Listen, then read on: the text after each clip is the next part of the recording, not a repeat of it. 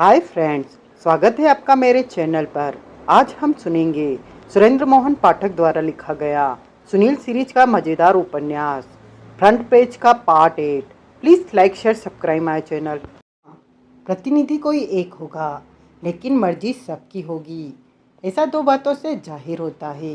एक तो उनमें एक सूत्र में बंधे रहने की, संगठित रहने की टेंडेंसी है।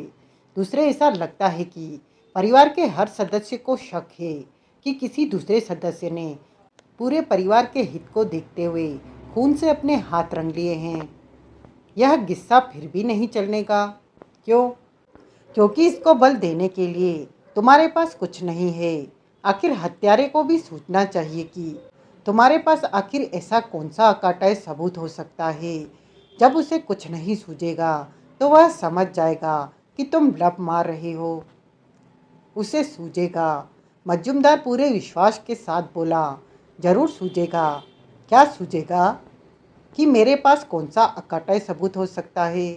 तुम जरा याद करने की कोशिश करो कि एन फौजदार साहब के कत्ल के वक्त मैं क्या कर रहा था। तुम क्या कर रहे थे? हाँ भाई, खुद अपने बयान के मुताबिक तुम भाषण देते समय अपने एम्प्लॉयर की तस्वीर खींच रहे थे। एग्जैक्टली। और अगर मेरी खींची किसी तस्वीर में हाथ में रिवॉल्वर लिए गोली चलाने को तत्पर हत्यारे का मुखड़ा भी आ गया हो तो यह हत्यारे के खिलाफ मेरे पास अकाटाय सबूत हुआ कि नहीं? By God, you are right. हकीकतन मेरे पास ऐसी कोई तस्वीर नहीं है, लेकिन जब हत्यारे को मेरा कैमरा याद आएगा, जैसे कि अभी तुम्हें याद आया है, तो वो यही समझेगा कि इत्तेफाक से वह मेरे द्वारा खींची गई किसी तस्वीर के फ्रेम में आ गया था। फिर हत्यारा बड़े इत्मीनान से आकर तुम्हारा भी कत्ल कर देगा। वो आए तो सही, फिर देखते हैं कौन किसका कत्ल करता है। प्यारियों, रमाकांत मंत्रमुग्ध स्वर में बोला, अपने कैमरे से फिल्म निकालकर उसे धुलवाओ तो सही। क्या पता सचमुच ही ऐसी कोई तस्वीर खिंच गई हो जिसका कि तुम झूठ मूठ जिक्र कर रहे हो। मैं फिल्म धुलवा चुका हूँ। जिस वक्त आप सब लोग आग का नज़ारा कर रहे थे, उस वक्त मैं सड़क के पार ही मौजूद एक फोटोलैब से फिल्म प्रोसेस करवा रहा था। ऐसी कोई तस्वीर उसमें नहीं है। ओह। सुनील ने चिट्ठी वाला कागज मजूमदार को वापस कर दिया और बोला, तुम्हारी बनाई केस की समरी में अपने पास रख रहा हूँ। शौक से मजूमदार बोला, मैंने जो लिखा है मुझे जुबानी याद है। अब महफिल बर्खास्त की जाए। मजूमदार ने सहमति में सिर हिलाया और अपना विस्की का गिलास उठाकर बोला, बॉटम्स अप। सबने बॉटम्स अप किया और उठ खड़े हुए। मज़ा आ गया, रमाकांत बोला। विस्की का? सुनील बोला। नहीं, नावल का, दोजक के कीड़े का, अधूरी स्क्रिप्ट का भी मज़ा आ गया। हाँ, अब मुझे सख्त अफसोस हो रहा है कि इतना शानदार नावल कभी मुकम्मल नहीं होगा। शायद हो जाए, मजूमदार बोला। किसी दूसरे लेखक की कलम में वो मैजिक टच कहाँ से आएगा जो कि इस उपन्यास में झलक रहा है। शायद आ जाए। रमाकांत हैरानी से उसका मुंह देखने लगा। मजूमदार मंद मंद मुस्कुराता रहा। तुमने नावल पढ़ा? फिर एकाएक वह बोला, उसमें एक खास खूबी नोट की तुमने, जो कि सिर्फ फौजदार साहब की कलम का कमाल था। क्या? रमाकांत उत्सुक भाव से बोला। कत्ल कितना घिनौना काम होता है, लेकिन फौजदार साहब के लिखने का अंदाज ऐसा था कि वे कत्ल में भी ग्लैमर पैदा कर देते थे। उनके नावलों में कत्ल एक जघन्य अपराध नहीं, एक कलात्मक काम करता था, वर्क ऑफ आर्ट। यह तो तुम ठीक कह रहे हो, रमाकांत प्रभावित स्वर में बोला। तभी तो वे इतने मशहूर थे, सुनील बोला। तभी तो और लेखकों की किताबें हजारों की तादाद में नहीं बिकती, जबकि उनकी किताबें लाखों की तादाद में धड़ाधड़ बिकती थी। बिल्कुल, मजूमदार बोला। कत्ल एक ऐसा अपराध है जिसमें कोई भारी विविधता नहीं होती। तकरीबन कत्ल एक ही ढर्रे के होते हैं, लेकिन उपन्यास में जरूरत हमेशा यह होती है कि कत्ल हमेशा किसी नए, किसी अनोखे अंदाज से हो। वह पढ़ने वालों को उलझन में डाल दे और अंत में जब उसका रहस्य खुले तो वह पढ़ने वाले को अचंभे में डाल दे, हकबकाकर छोड़े और वह यही कहे कि ऐसा तो उसने सपने में भी नहीं सोचा था। फौजदार साहब की यह खूबी थी कि वे एकाध बार नहीं, अपने उपन्यासों में हर बार यह करिश्मा कर दिखाने में सफल होते थे। एक कामयाब जासूसी उपन्यास में वे 3 गुण जरूरी मानते थे: नयापन, तथ्य का विश्वसनीय और वास्तविकता के करीब होना, और उसका पढ़ने वाले को उलझाकर रचा देने में सक्षम होना। भाग्य की कैसी विडंबना है कि फौजदार साहब का खुद का कत्ल इन उनके नावलों की तरह हुआ है। उनके नावलों वाले तीनों गुण उनके खुद के कत्ल में मौजूद हैं। 200 आदमियों के बीच में वे कातिल की गोली के शिकार हो गए और किसी को गोली चलाई जाने का हल्का सा आभास भी नहीं मिला। गोली जैसे जादू के जोर से चल गई। यह एक अविश्वसनीय स्थिति है, लेकिन उसका नतीजा, जो कि फौजदार साहब की लाश की सूरत में पेश होता है, उसे विश्वसनीय बनाता है।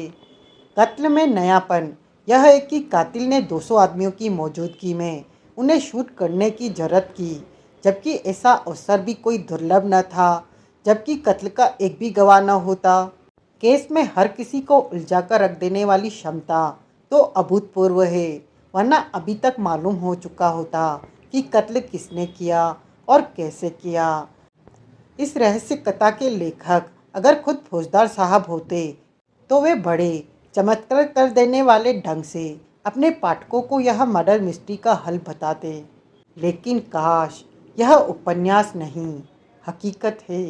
यहाँ लेखक जैसा सूत्रधार कोई नहीं, जिसके हाथ में कहानी के तमाम किरदारों की डोर हो, जिन्हें कि वह कठपुतलियों की तरह नचा सकता हो। प्यारियो, रमाकांत मंत्रमुग्ध स्वर में बोला, अब मुझे यकीन हो गया। किस बात का? कि दोजक के कीड़े जरूर मुकम्मल होगा, और मूल लेखक के शानदार स्टाइल में ही मुकम्मल होगा। मुझे लगता है कि लेखक की आत्मा तुम्हारे में वास कर गई है। मजूमदार एक फीकी हंसी हंसा।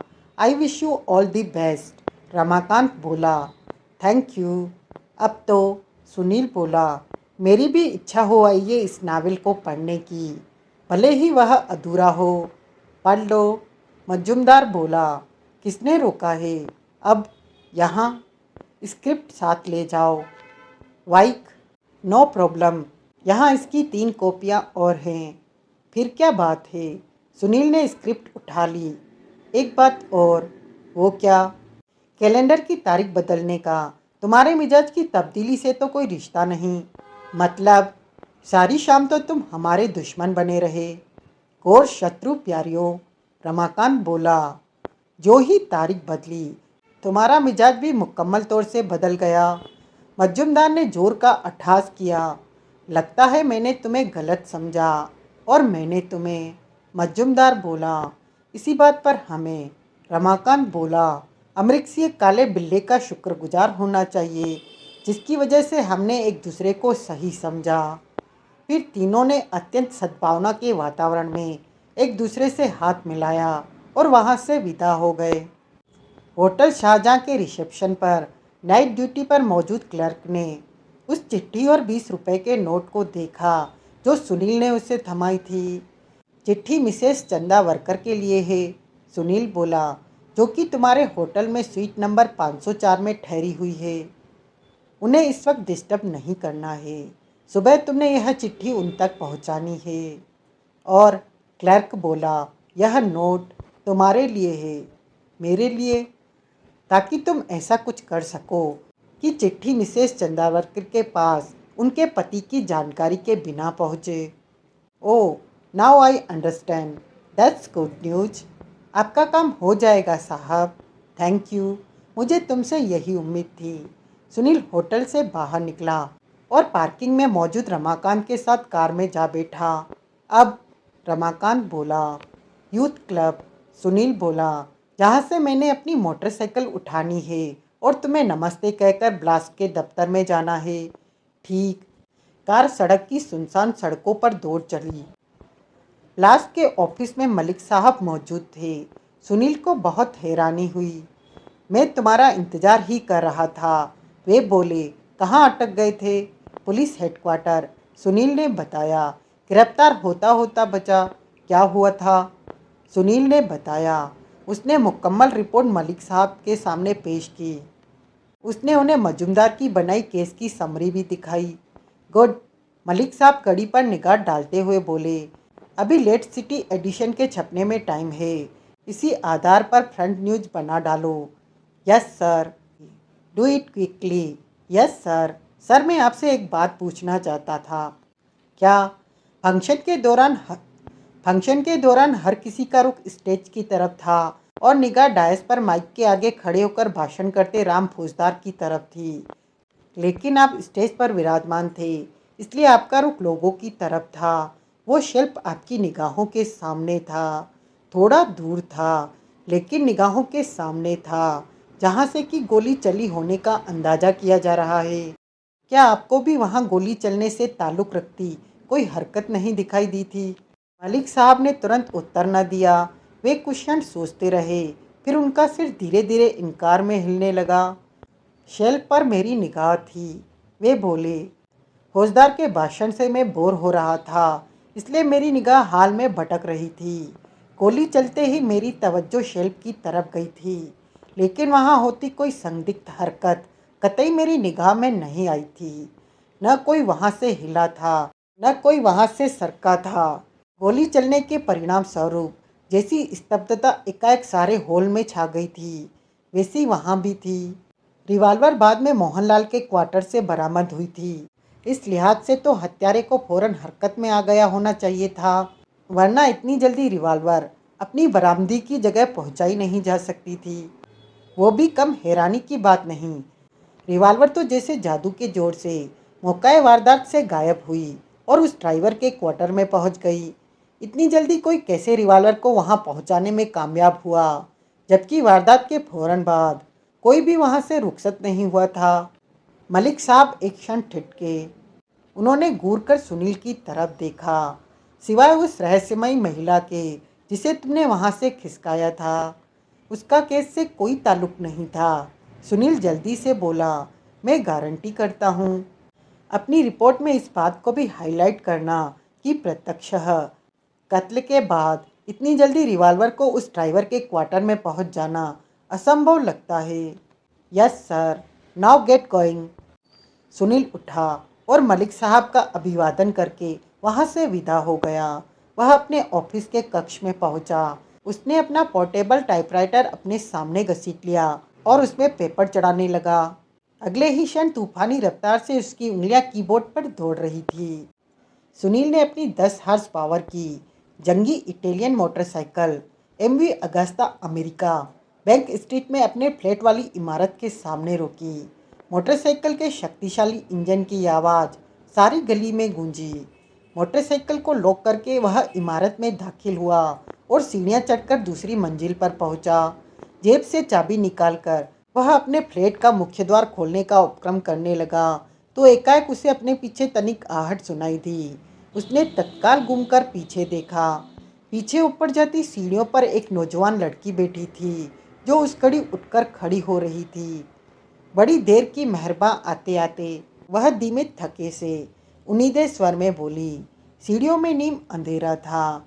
सुनील उसकी सूरत न पहचान पाया। कौन? वह बोला।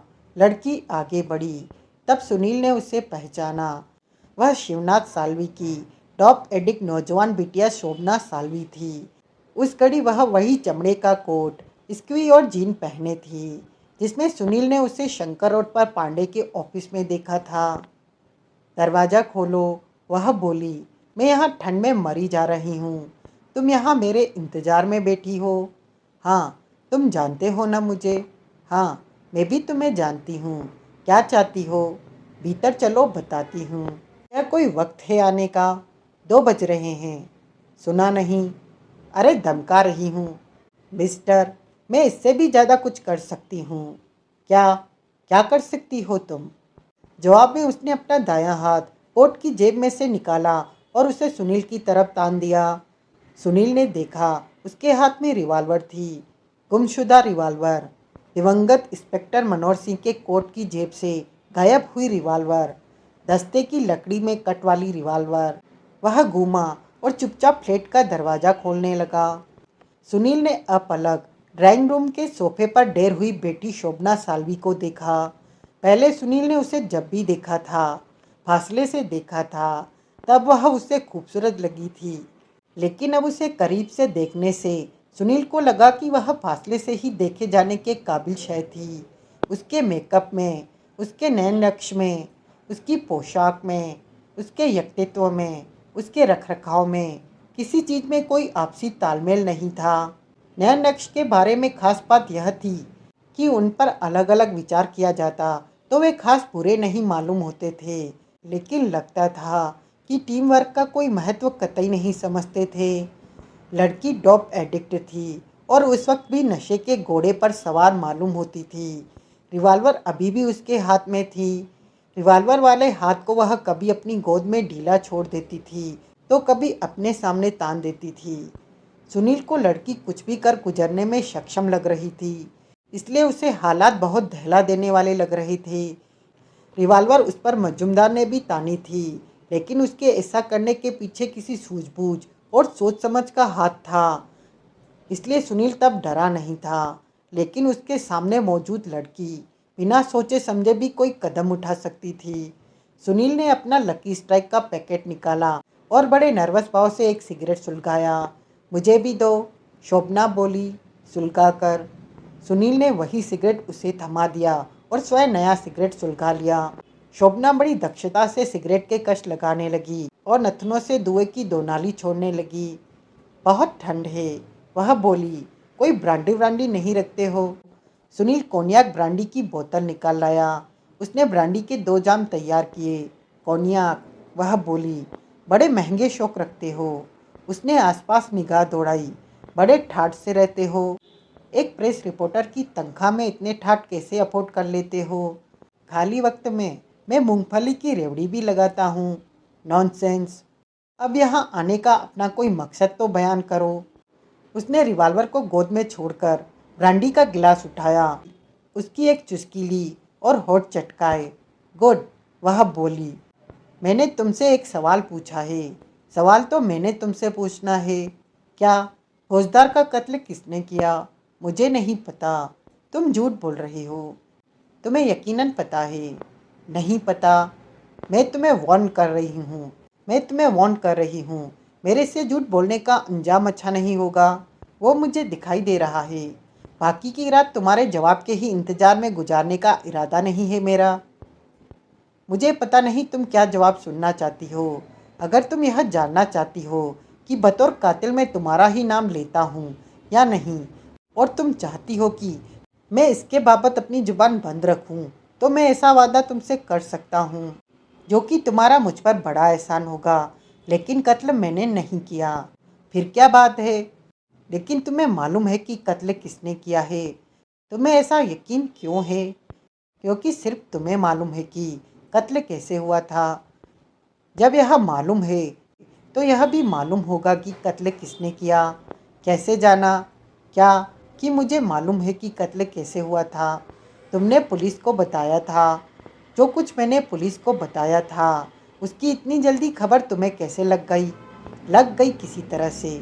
फिर भी मेरा एक सोर्स है पुलिस हेडक्वार्टर में, जिसने कि तुम्हारा और इंस्पेक्टर प्रभुदयाल का वार्तालाप सुना था। ओह, अब बोलो, कत्ल किसने किया था? मैं कातिल का नाम तुम्हारी जुबानी सुने बिना यहाँ से टलने वाली नहीं। तुम्हारे सोर्स ने तुम्हें कातिल का नाम नहीं बताया? नहीं। क्यों? क्योंकि वहाँ तुमने कातिल का नाम नहीं लिया था। अगर तब मुझे कातिल का नाम मालूम होता तो क्या वह नाम जाने बिना इंस्पेक्टर प्रभुदयाल जैसा सख्त मिजाज और बेमुरम्मत पुलिस अधिकारी मुझे बख्श देता? तुमने उसको बेवकूफ़ बना लिया था, तुम मुझे बेवकूफ़ नहीं बना सकते हो। क्यों? तुम्हारे में क्या खूबी है? ओह शट अप। उसकी उंगलियां फिर रिवॉल्वर पर कसने लगी। सुनील खामोश हो गया। उसने सिगरेट का कश लगाया। अब कह भी चुको। वह जल्लाकर बोली। हत्यारे का नाम जानकर तुम क्या करोगी? वो मैं कर लूँगी जो करना होगा। तुम सिर्फ मुझे हत्यारे का नाम बताओ। जाने बिना नहीं मानोगी? बिल्कुल नहीं। तो ठीक है, सुनो हत्यारे का नाम। हत्यारे का नाम सुब्रतो मंजूमदार है। मज्जुमदार? वह बोली। वो चालबाज बंगाली फौजदार का सेक्रेटरी। हाँ, वो हत्यारा है। वह बोली। उसके स्वर में आश्चर्य का स्पष्ट पुट था। हाँ, तुम झूठ तो नहीं बोल रहे हो?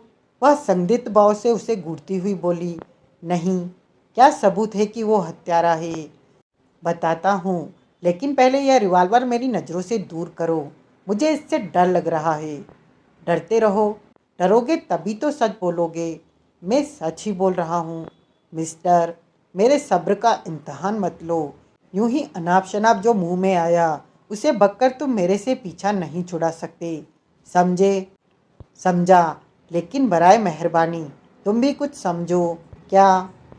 अगर तुम्हें नहीं मालूम है कि फौजदार का कत्ल किसने किया है और समझती हो कि मुझे मालूम है, तो मुझे शूट करके भी तुम्हें क्या हासिल होगा? मैं कबूल करता हूँ कि मजुमदार का नाम मैंने खामखा ले लिया था। वो हत्यारा नहीं है तो मुझे मालूम नहीं। तुम्हें यकीन नहीं आ रहा था कि मैं हत्यारे को नहीं जानता, इसलिए यह एक नाम मैंने तुम्हें परोस दिया था। तुम अपनी जिद बरकरार रखोगी तो ऐसा ही कोई दूसरा नाम भी तुम्हें सुझा दूंगा। यानी कि यूँ मुझे धमकाती रहकर तुम मुझे झूठ बोलने पर मजबूर करती चली जाओगी। इसके विपरीत अगर तुम मुझे यह बताओ कि तुम्हारे मन में क्या है, तो हो सकता है मैं तुम्हारे किसी काम आ सकूं। उस भाषण का शोभना पर कोई असर हुआ था तो वह कम से कम उसकी सूरत से प्रकट न हुआ। वह कुछ क्षण अपने रिवॉल्वर वाले हाथ को हौले हौले हरकत देती रही और फिर पूर्वतः सख्त स्वर में बोली, तुम्हारे ख्याल से हमारी फैमिली पर किसी की नज़रें इनायत हो रही है? कौन यह स्थापित करने की कोशिश कर रहा है कि कत्ल हमारी फैमिली के किसी मेंबर ने किया है? उस सवाल का मकसद भी पहले सवाल जैसा ही था, लेकिन उससे सुनील को कम से कम यह इशारा मिल गया कि लड़की को क्या चिंता सता रही थी। मैं अभी भी यह नहीं समझा कि असल में तुम क्या जानना चाहती हो। तुम सब समझ रहे हो।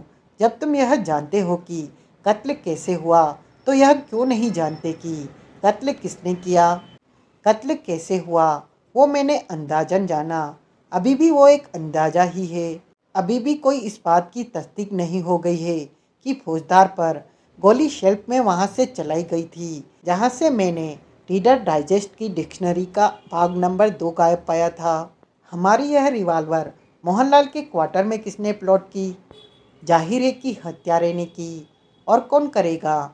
उसका कोई सहयोगी। जैसे कौन? जैसे तुम। मेरे पास कौन सा उद्देश्य है कत्ल में शिरकत करने का? यही तो मैं जानना चाहती हूँ। मेरे पास कोई उद्देश्य नहीं। मैं हत्या जैसे जघन्य अपराध में किसी का सहयोगी बनने जैसे किस्म का आदमी नहीं हूँ। अगर तुम मुझे जानती हो तो यह बात तुम्हें मालूम होनी चाहिए। वह फिर खामोश हो गई। उसने सिगरेट का एक लंबा कश लगाकर उसे एस्ट्रे में जोक दिया और ब्रांडी का गिलास भी उठाकर खाली कर दिया। सुनील ने उसके गिलास में और ब्रांडी डाली तो उसने एतराज़ न किया। मैंने खामखा तुम्हारे फ्लैट की पहरेदारी में इतना वक्त बर्बाद किया। वह बड़बड़ाई। मैं तो समझ रही थी कातिल का नाम तुम्हें मालूम होगा। तुम्हें मालूम होगा कि कौन हमारी फैमिली की नेक नामी को 2 कत्लों के खून में डुबोने पर आमादा था। मुझे नहीं मालूम। चाहे तो कसम उठवा लो। कसम में क्या रखा है? आज का नौजवान एक सांस में 10 झूठी कस्में खा सकता है। मैं वैसा नौजवान नहीं हूँ। तुम्हें मालूम होना चाहिए। और शट अप। यह रिवॉल्वर तुम्हारे हाथ कैसे लगी? I said shut up and let me think. दोनों इकट्ठे थिंके तो नतीजा बेहतर निकलेगा। सुनो, चलो मैं मान लेती हूँ कि तुम सीधे राजा हरिश्चंद्र के खानदान से उतरे हो। तुम सच बोल रहे हो। अब इसी सच को जरा और आगे तक बोल के दिखाओ। मतलब मुझे सविस्तार बताओ कि शंकर रोड पर आग लगने की वारदात होने की घटना से लेकर अब तक तुम कहाँ कहाँ गए और क्या क्या करते रहे और तुमने क्या क्या जाना। हाँ, यह एक रिजनेबल सवाल है जिसका एक रिजनेबल जवाब मैं तुम्हें दे सकता हूँ। दो। सुनील ने उसे हर बात कह सुनाई। पुलिस कहती है। वह असमंजस स्वर में बोली कि दोनों कत्ल एक ही रिवॉल्वर से चली गोलियों से हुए हैं। सिर्फ कहती नहीं, सुनील बोला, वैज्ञानिक तौर पर साबित भी कर चुकी है। दोनों लाशों में से निकाली गई गोलियों का कंपैरिजन माइक्रोस्कोप के नीचे रखकर मिलान किया गया है। उन पर बने खरोचों के निशान हूबहू एक जैसे हैं। यह बात निर्विवाद रूप से साबित हो चुकी है कि दोनों गोलियां एक ही रिवॉल्वर से चलाई गई थी और वही रिवॉल्वर। सुनील ठिठक कर बोला, इस वक्त तुम्हारे हाथ में है। वह सोचने लगी। वह जब दोबारा बोली तो उसके स्वर में निश्चितता टपक रही थी। फिर तो वह बोली, हमारी फैमिली में से कोई अपराधी नहीं। अच्छा, वो कैसे? फिर तो वह मुदित मन से बोली, इस रिवॉल्वर से कोई कत्ल हुआ ही नहीं। मैंने खामखा इसे चुराया। यह पुलिस के पास ही रहती तो अभी तक उन्होंने यह कबूल कर लिया होता कि मेरे डैडी की यह रिवॉल्वर मर्डर वेपन नहीं है। तुम क्या कह रही हो? सुनील उलझनपूर्ण स्वर में बोला, मेरी समझ में कुछ नहीं आ रहा। सोचो, दिमाग पर जोर दो तो आएगा। नहीं आ रहा। तुमने अभी कहा कि तुमने खामखा इसे चुराया, यानी कि तुम कबूल करती हो कि रिवॉल्वर तुमने चुराई थी। हाँ, कहाँ से? जहाँ यह थी, इंस्पेक्टर मनोहर सिंह के कोट की जेब में से। खुद तुमने? हाँ। क्यों? क्योंकि मेरा ख्याल था कि कत्ल शशांक ने किया था। क्यों था तुम्हारा ऐसा ख्याल? थी कोई वजह? क्या? अरे कहाँ न थी कोई वजह। यानी कि बताना नहीं चाहती। अब क्या लिख के दूँ? नहीं, जरूरत नहीं। जुबानी ही चलेगा। चल ही गया समझो। अब आगे बोलो। मैं क्या कह रही थी? तुम कह रही थी कि तुम्हारा ख्याल था कि कत्ल शशांक ने किया था। हाँ, इसी वजह से जब फौजदार का कत्ल हुआ, फिर जब बतौर मर्डर वेपन रिवॉल्वर हमारी बरामद हुई, तो मैं कूदकर इस नतीजे पर पहुंच गई कि कत्ल मेरे भाई ने किया था। तब उस घड़ी मुझे लगा था कि अगर शशांक अपना मुंह न फाड़े और वह रिवॉल्वर गायब हो जाए, तो पुलिस निर्विवाद रूप से शशांक के खिलाफ कुछ भी साबित नहीं कर सकती थी। कत्ल का कोई चश्मदीद गवाह नहीं था। मेरे डैडी के गन कलेक्शन में से वह रिवॉल्वर चुरा लेने का मौका कई लोगों को हासिल था। ऊपर से वक्त रहते यह रिवॉल्वर भी गायब हो जाती तो पुलिस कभी साबित न कर पाती कि हत्या हमारी रिवॉल्वर से हुई थी। लोग पड़े कहते कहते कि सालवी परिवार का कोई सदस्य ही हत्यारा था, लेकिन साबित कुछ न हो पाता। यानी कि इंस्पेक्टर के कोट में से रिवॉल्वर तुमने निकाली। अब क्या लिख कर दूँ? तलाशी में रिवॉल्वर तुम्हारे पास से बरामद क्यों न हुई? क्योंकि लेडीज़ की तलाशी के लिए जब सोनी को तलब किया गया था और जब मेरे भाई की तलाशी हो रही थी, तो मैंने रिवॉल्वर वापस इंस्पेक्टर के कोट में डाल दी थी, जो कि तब खूंटी पर टंगा होने की जगह लावारिस सा मेज पर पड़ा था। तब उस कोट की तरफ किसी की तवज्जो नहीं थी। तब हर किसी का ध्यान शशांक की तरफ था, जिसकी की तलाशी ली जा रही थी। कमाल है, सुनील मंत्रमुग्ध स्वर में बोला। यानी कि जब तुम पांडे के ऑफिस के बाहर के कक्ष में बैठी हुई थी, तो रिवॉल्वर तुम्हारे पास थी, और जब तुम लोगों को भीतर तलब किया गया था, तो अपनी तलाशी की नौबत आने से पहले तुमने रिवॉल्वर मेज पर पड़े इंस्पेक्टर के कोट में वापस डाल दी थी। हाँ, और अपनी तलाशी मुकम्मल हो चुकने के बाद वहाँ से फिर निकालकर अपने अधिकार में ले ली थी। Madam, I salute you. You are a genius. वह पहली बार मुस्कुराई। मुस्कुराई तो सुनील को लगा कि बाल बाल ही बची थी वह खूबसूरत होने से। फिर वह बोला, फिर क्या? फिर इमारत में आग लग गई और वहाँ भगदड़ मच गई। और मिस्टर, यह रिवॉल्वर उसी घड़ी से मेरे अधिकार में है। एक क्षण के लिए भी मैंने इसे अपने से अलग नहीं किया। अब तुम मुझे यह बताओ कि जब यह रिवॉल्वर मेरे पास थी, तो इसी रिवॉल्वर से निकली गोली से इंस्पेक्टर मनोहर सिंह का कत्ल कैसे हो गया? नहीं हो सकता। सुनील को कबूल करना पड़ा। शशांक ने पहला कत्ल किया हो सकता था, लेकिन दूसरा कत्ल करने के लिए उसके पास यह रिवॉल्वर उपलब्ध नहीं थी, बशर्ते कि रिवॉल्वर तुमने उपलब्ध न कराई हो। शोभना ने कहर भरी निगाहों से उसकी तरफ देखा। मैंने एक संभावना व्यक्त की है, स्टूपिड संभावना व्यक्त की है। शशांक के पास फौजदार का कत्ल करने की वजह थी, लेकिन उसे इंस्पेक्टर का कत्ल करने की क्या जरूरत थी? यह तो आबेल मुझे मार जैसी बात हुई। ऊपर से उसे तो मालूम तक नहीं था कि रिवॉल्वर मेरे पास थी। उसके सामने मेरी तलाशी हुई थी और रिवॉल्वर मेरे पास से बरामद नहीं हुई थी। किसी को भी मालूम नहीं था कि वह रिवॉल्वर मेरे पास थी। अभी भी यह किसी को नहीं मालूम। मेरा मतलब है, अब सिवाय तुम्हारे। सुनील चुप रहा। अब जब पुलिस दावा कर रही है कि दोनों कत्ल एक ही रिवॉल्वर की गोलियों से हुए हैं, यह पुलिस का दावा नहीं, हकीकत है। तस्दीकशुदा तथ्य है, तो फिर पहला कत्ल भी इस रिवॉल्वर से हुआ नहीं हो सकता। यह रिवॉल्वर मर्डर वेपन है ही नहीं। कत्ल इसी कैलिबर की किसी और रिवॉल्वर से हुआ। यह रिवॉल्वर चुराकर मैंने खामखा इतना रिस्क लिया। न सिर्फ रिस्क लिया, खुद अपना और अपनी फैमिली का ही केस कमज़ोर किया। जब ऐसा मानती हो तो तुम्हें फ़ौरन से पेशतर इस रिवॉल्वर के साथ पुलिस के पास पहुंचना चाहिए। हाँ, उसने कबूल किया, लेकिन फ़ौरन से पेशतर नहीं। क्यों? फ़ौरन से पेशतर का मतलब तो है मैं अभी पुलिस के पास पहुंच जाऊं, जहां कि मैं अपनी इस हरकत के लिए गिरफ्तार भी की जा सकती हूं। बाकी की रात लॉकअप में गुजारने की न मेरी मर्जी है और न मुझ में हिम्मत है। फिर फिर क्या? मैं सुबह जाऊंगी। लेकिन जाओगी तो सही। हाँ, ज़रूर। मुझे एक सिगरेट और दो, सुलगा कर।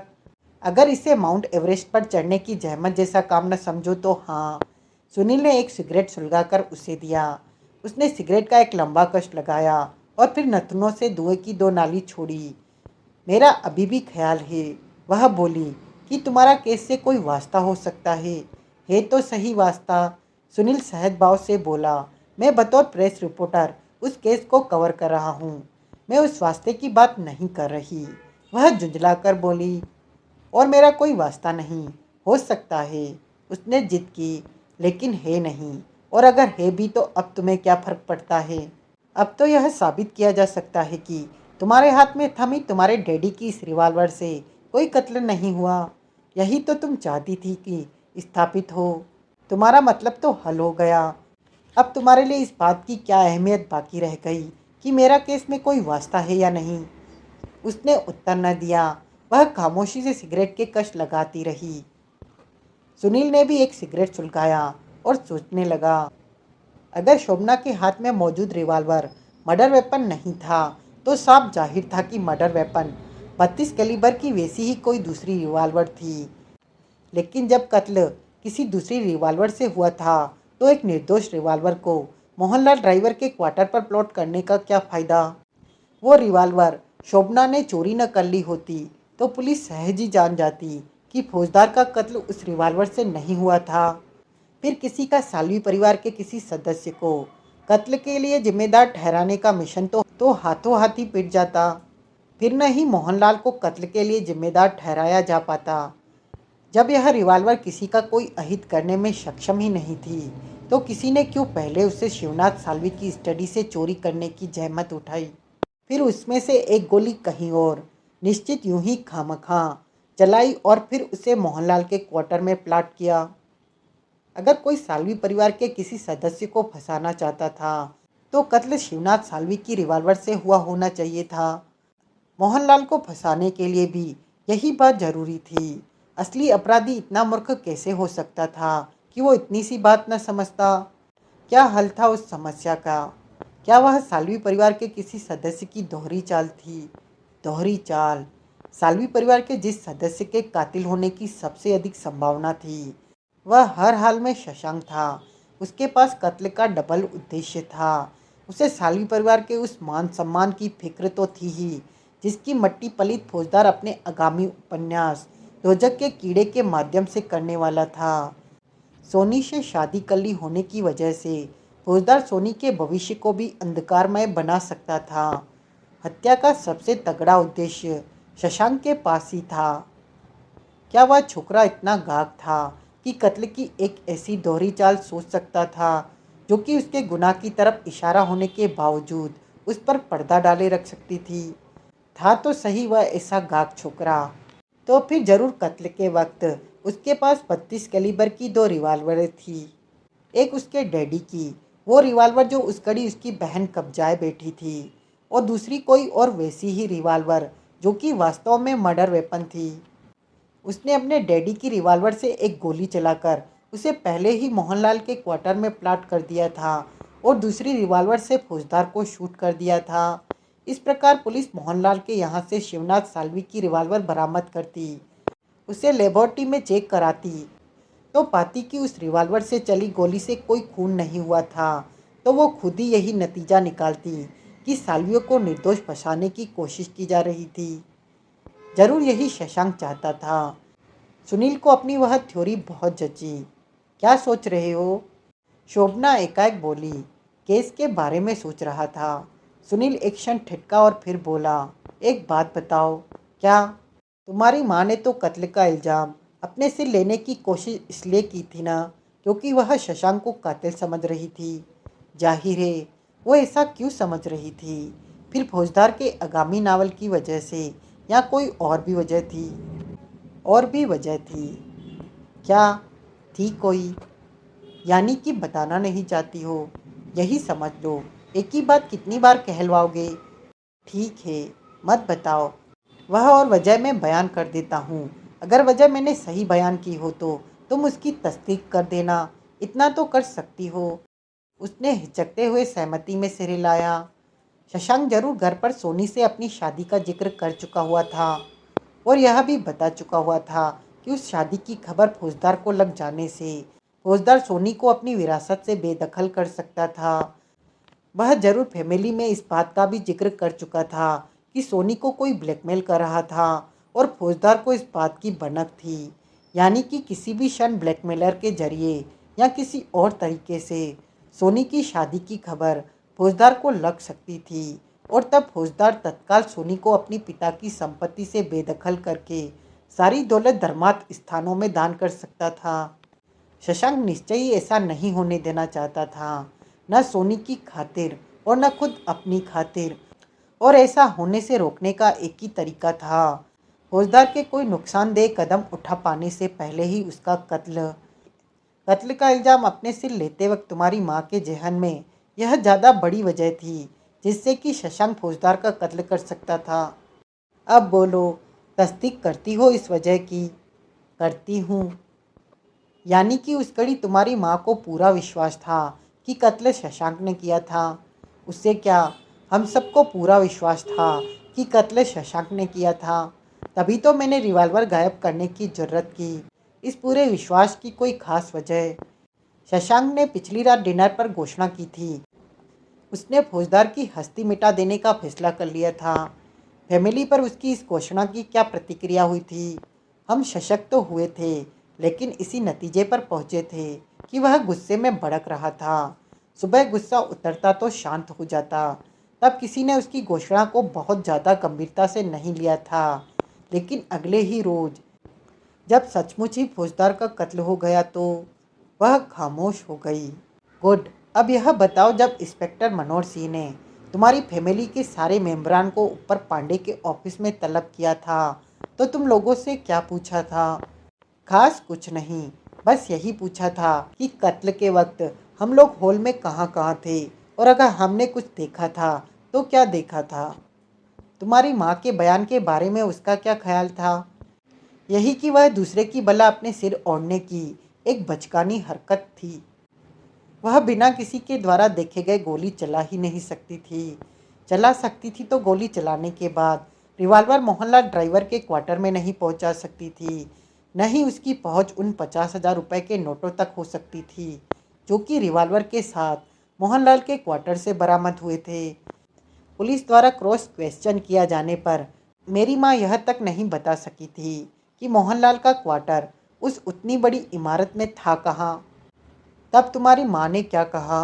वो तो आखिर तक यही जिद करती रही कि कत्ल उसने किया था।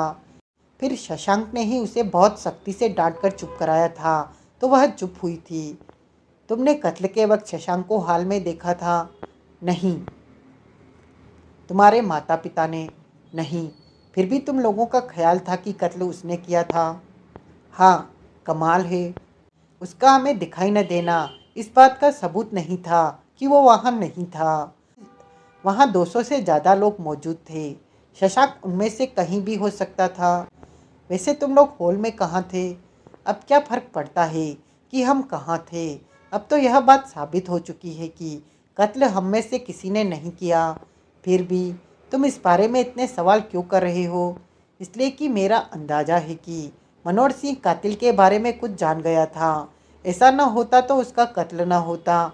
उसकी उस जानकारी का सोर्स तुम लोगों के बयान रहे हों, इस बात की काफ़ी संभावना मुझे दिखाई दे रही है। इसीलिए मैं तुम लोगों की मनोहर सिंह की मीटिंग के दौरान हुए वार्तालाप का हूबहू बयान सुनना चाहता हूँ। मैं नहीं सुना सकती। मैं लड़की हूँ, कोई टेप रिकॉर्डर नहीं। कोई इतनी बातें याद रख सकता है, जबकि उसे कभी सपने में भी ख्याल ना आया हो कि वो सारी बातें उसे बाद में कभी दोहरानी पड़ सकती थी। लेकिन फिर भी, अब छोड़ो भी ये किस्सा। इतना तो बता दो कि शशांक ने कत्ल के वक्त अपनी वहाँ मौजूदगी के बारे में क्या बयान दिया था। उसने कहा था कि कत्ल के वक्त वह वहाँ नहीं था। यह वहाँ बहुत बाद में आया था। कत्ल के वक्त वो कहाँ था? किसी के साथ, ड्राइव पर, सोनी के साथ। हाँ, इंस्पेक्टर ने सोनी से इस बात की तस्दीक की थी। हमारे सामने नहीं की थी, लेकिन की तो होगी। इंस्पेक्टर को मालूम हो चुका था कि सोनी तुम्हारे परिवार की बहू बन चुकी थी। फिर भी उसने तुम्हारी और तुम्हारी मम्मी की तलाशी के मामले में सोनी का भरोसा किया। यह बात तुम्हें अजीब नहीं लगती? वो बेहद गाग इंस्पेक्टर था।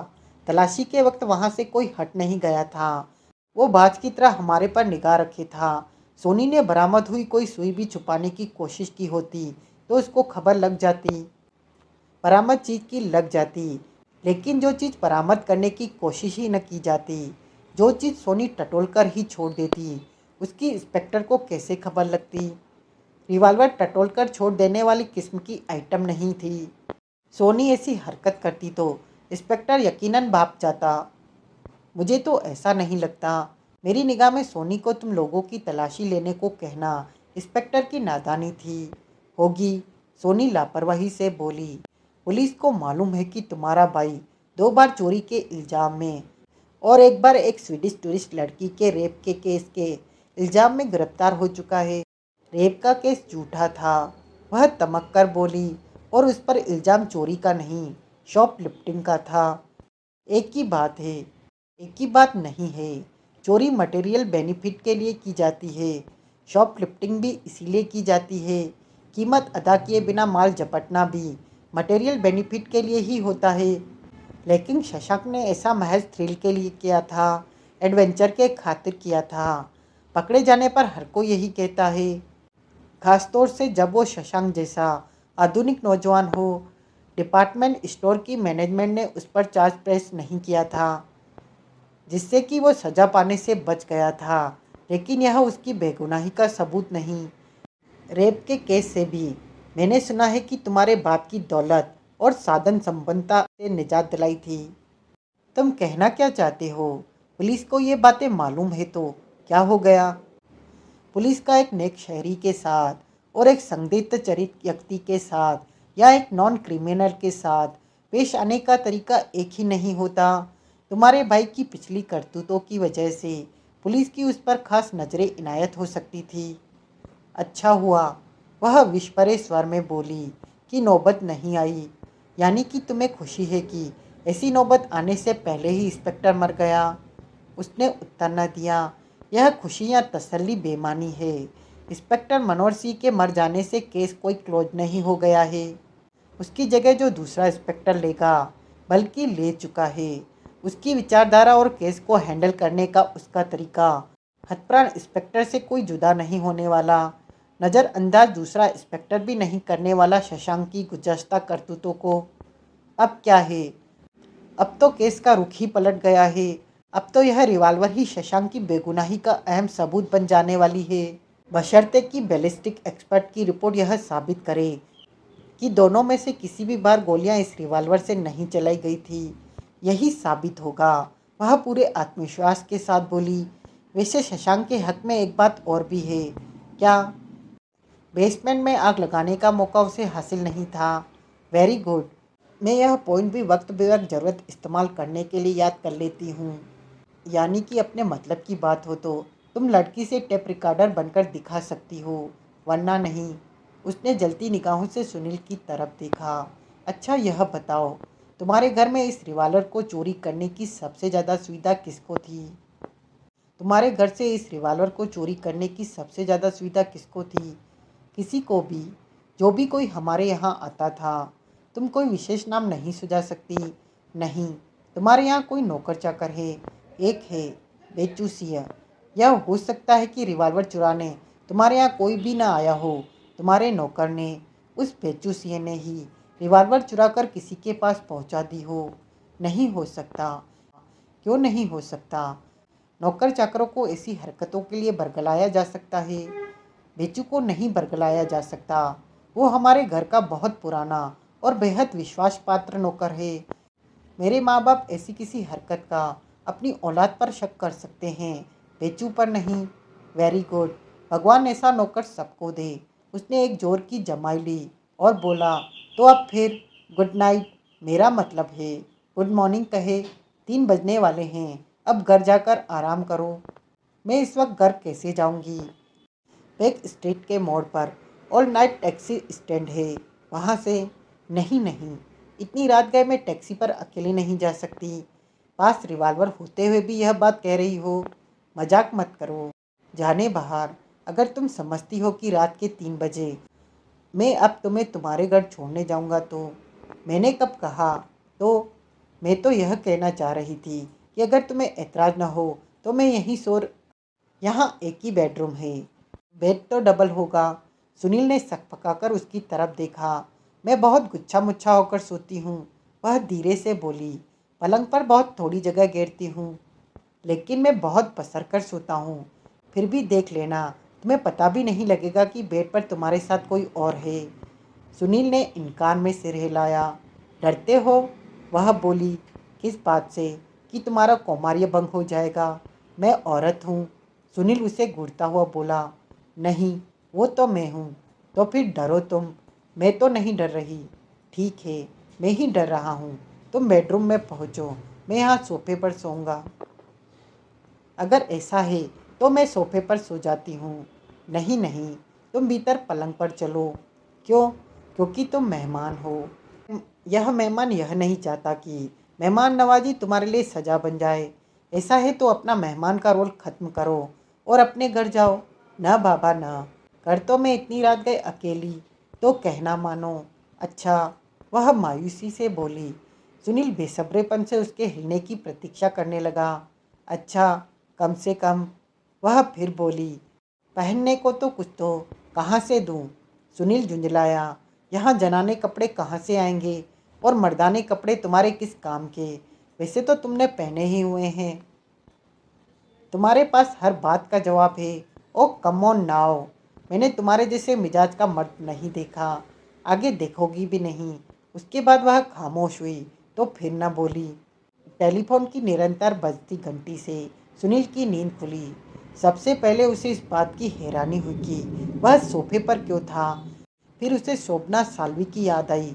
उसने एक अरुचिपूर्ण निगाह बेडरूम के बंद दरवाजे की तरफ डाली और फिर हाथ बढ़ाकर फ़ोन का रिसीवर उठाया। खिड़की से आती धूप इस बात की चुगली कर रही थी कि बहुत दिन चढ़ चुका था और अगर फ़ोन की घंटी न बजती तो वह अभी और पता नहीं कब तक सोया रहता। हेलो, माउथपीस से बोला। मिस्टर सुनील, एक स्त्री स्वर सुनाई दिया। यस। नमस्ते, मैं चंद्रा बोल रही हूँ। चंद्रा, सुनील एक जोर की जमाई लेता हुआ बोला। Chandarvarkar, hotel Shahjahan, suite number 504। Remember? Oh yes, I do now. How are you madam? Fine. अभी अभी मुझे तुम्हारी चिट्ठी मिली। Thanks, it's all right. जानकर चिंता मिट गई कि मेरा राज बरकरार है और पुलिस को मेरी तलाश नहीं है। सुनील खामोश रहा। मैंने अखबार में सारा वाक्य पढ़ा है। वहाँ तो बहुत हंगामा हो गया पिछली रात। बहुत बाल बाल बची मैं उस हंगामे का हिस्सा बनते बनते। मेरी तो यह सोचकर ही रूह कांप जाती है कि अगर तुमने मेरी मदद न की होती तो मेरा क्या हाल होता। अब वो फिक्र छोड़ दीजिए। पुलिस को मैंने पूरी तरह यकीन दिला दिया है कि आपका केस से कोई ताल्लुक नहीं। अब आपके पास कोई नहीं आने वाला। अब आएगा भी तो मैं उससे मिलने वाली नहीं। जी, हम 11 बजे की फ़्लाइट से मुंबई वापस जा रहे हैं। गुड। वैसे मुझे फौजदार साहब की मौत का अफसोस है, दिल से कह रही हूँ। ज़रूर होगा, होना ही चाहिए। पता नहीं लगा ना कि यह हरकत किसकी थी। अभी नहीं लगा, लेकिन तफ्तीश जारी है। पुलिस पता लगा कर रहेगी। मैं अखबार पर निगाह रखूंगी। बहरहाल सहयोग का बहुत बहुत शुक्रिया। कभी मुंबई आओ तो मिलना। मेरे हस्बैंड का नाम डायरेक्टरी में है, राजेश चंदारवरकर। मुझे याद है। I will have the honour sometimes. Well, thanks all over again. I am glad I met a nice young man. फिर लाइन कट गई। सुनील ने रिसीवर रखा तो कॉल बेल बज उठी। उसने उठकर फ्लैट का मुख्य द्वार खोला। रमाकांत आया था। उस पर निगाह पड़ते ही अनायास ही सुनील की निगाह वॉल क्लॉक की ओर उठ गई। 9 बजे थे, जबकि रमाकांत 3 बजे सोकर उठने का आदी था। दोपहर से पहले उठना तो वह हराम काम मानता था। अब रास्ता तो छोड़, वह बुनबुनाया। क्या बात है? सुनील एक और हटता हुआ बोला। तबीयत तो ठीक है तुम्हारी? ठीक है ठीक है। क्या हुआ है मेरी तबीयत को? इतनी जल्दी जो जाग गए? उस साले लेखक के मुंशी ने जगा दिया। मजूमदार ने? हाँ। उसने कैसे? यह देखो। रमाकांत उसे एक कागज़ थमाता हुआ बोला। आज की कहानी बस यहीं तक। कहानी का अगला भाग जानने के लिए बने रहें मेरे साथ। अगर यह नावल आपको पसंद आया हो तो please like share subscribe my channel.